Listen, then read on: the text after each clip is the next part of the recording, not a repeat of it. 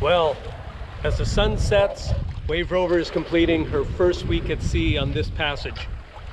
And I'm very happy because about 2 hours ago, the wind finally picked up. I don't have any wind instruments on board, and you know why? Because I tend to do things like that. I tend to sail as though it were the last century. But I can tell from experience this is not a big wind, it's a breeze really, somewhere between 7 and 9 knots. But it's good enough to get Wave Rover at doing at least 4 knots of speed. And I'll just show you the sun and we'll take a look at the sea.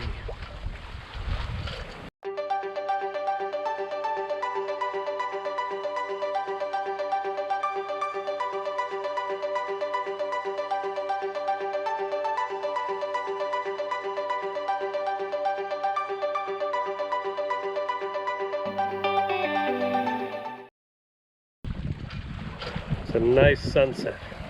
And take note of the clouds. So that's looking west. And as we look forward here, beginning to see some cumulus, a little bit of darkness, and just behind the drifter, which is quite full now with just a few knots of breeze, we can see up ahead there is what looks to be a cumulus with the top cut off almost like a mini anvil shaped. It's nothing threatening, but it is indicating some high winds up ahead, and there's darkness in those clouds, perhaps a little bit of thunder and lightning tonight. And then as we continue across the north, again a little more of the same, a little bit of darkness, but that's not a surprise. But as we look out to the east, where the wind is coming from, we're really seeing nothing to be concerned about. And then a little bit to the south, southeast right now, we're looking at some towering cumulus, but quite benign looking. So I'm seeing nothing that should prevent Wave Rover from having a night with a nice breeze as we have right now. I don't see any reason to think that this breeze shouldn't hold at least throughout the night and into tomorrow morning. Well, the first week at sea, it's been trying, it's been challenging, and not because of high seas or high winds. It's been challenging because of little to no wind. But we are making progress. We're approximately 650 miles, nautical miles south of Bermuda, which to me is it's not quite a halfway point, but it is a point that I'm steering to. I'm steering to a point approximately 50 miles west of Bermuda. It's just an arbitrary point that I'm steering to just to help me lay in a course and determine my distance made good every day. Well, that's all I have for you. I'm looking forward to a good watch tonight with a nice cool wind. And I'll probably be sitting out in the cockpit through most of the night and just reading my Kindle and keeping watch.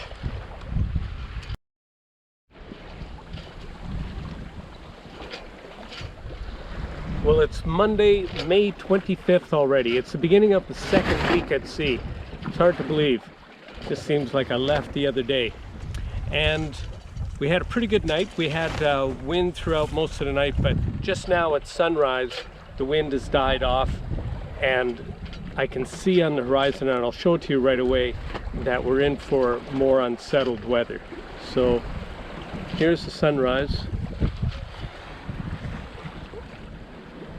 Just working my way around to it, and we have my little friend, the bird, flying around us here. See if I can get a picture of him later. There's the sunrise. Very nice. But you can also see from the clouds, we have a lot of, well, the clouds are building up and they're darkening up, and the camera probably can't pick this up, but in the distance over there to the east, to the southeast, I can see rain clouds. I can see it raining. It's gray right down to the horizon. And then as I continue more to the southeast, and then to the south.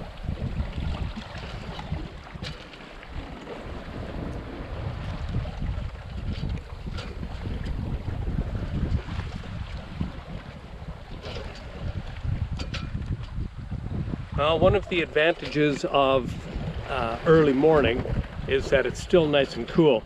It's most likely going to get up to almost 90 degrees again today, as it has every day since I've been in the Caribbean. So being that it's nice and cool right now, I'm going to boil some hard-boiled eggs. And to do that, all you really need to do is take your pan,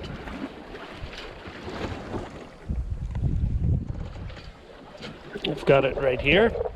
I filled it up with about an inch and a half of seawater, and I'm just going to take that in below, boil that up, put the eggs in, and just let them cool, and I'll have them an hour or so later. Okay, I've just popped the eggs in. Now I'll just turn that down to simmer. Put the lid on. So I've just turned that down to simmer, and now I'll put the lid on, and we'll just let those boil for about 6 or 7 minutes. I've also taken this opportunity, while it's still relatively cool inside the boat, to do a little bit of organization. Every second day when I shave and bathe, I usually wipe down the inside of the boat, or a certain area of the inside of the boat. And now it's the other day, and I like to do a little bit of organization as well. So in this case, I've taken all the stuff out of this compartment here, which is the equivalent of my junk drawer in a typical household kitchen, and I've emptied it out, I've cleaned it out, and I've put the contents over here, and I'm just wiping them down and just reminding myself what's in there. I've got my barbering gear because, as you know, every solo sailor cuts his own hair, you know, and some extra surgical tubing for making bungees. I've got some alcohol wipes, scrubbers, you know, a little bit of sandpaper, extra stove lighters, some masking tape, just general sort of stuff that ends up in there, and it's good to remind yourself what's in there when you need it.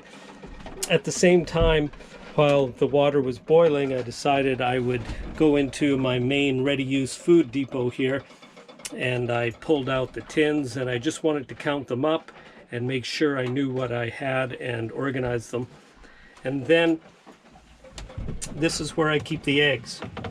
So I brought 4 dozen eggs with me, and I keep them down in the bilge because they stay cool. Now 2 of the 2 dozen are just ready use, they're ready to go. The other 2 dozen have been coated lightly in Vaseline. So I keep Vaseline on board. It goes in the junk drawer as well. I just wanted to show you that. You probably saw me use it, or maybe you didn't, in an earlier episode where I was working on the engine and I needed some general purpose grease. It gets used there. It's amazing how on a sailboat you can find uses for this stuff. I know there are other specific greases and penetrating oils, but this is a good general purpose thing to have on a sailboat, and it's very old school. So these are the items that go back in the junk drawer, and I'll just finish wiping these down and organizing them, and then I'll just let the eggs cook.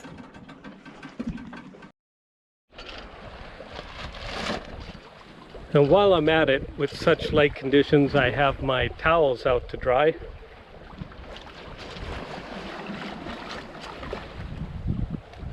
It's a real pleasure to be able to air things out while you can. There's a drifter drawing just nicely. Every time I say that, it always collapses. As soon as I turn the camera off, it'll be fine. So everything's been put back and organized.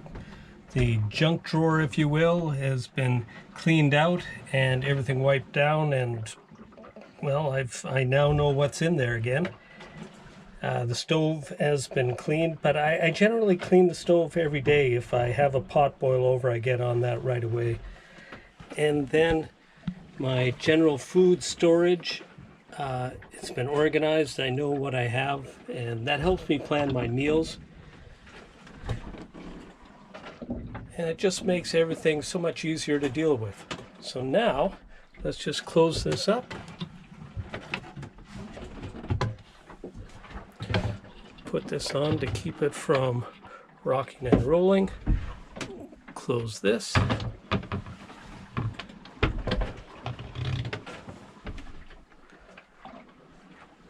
And then it's breakfast time.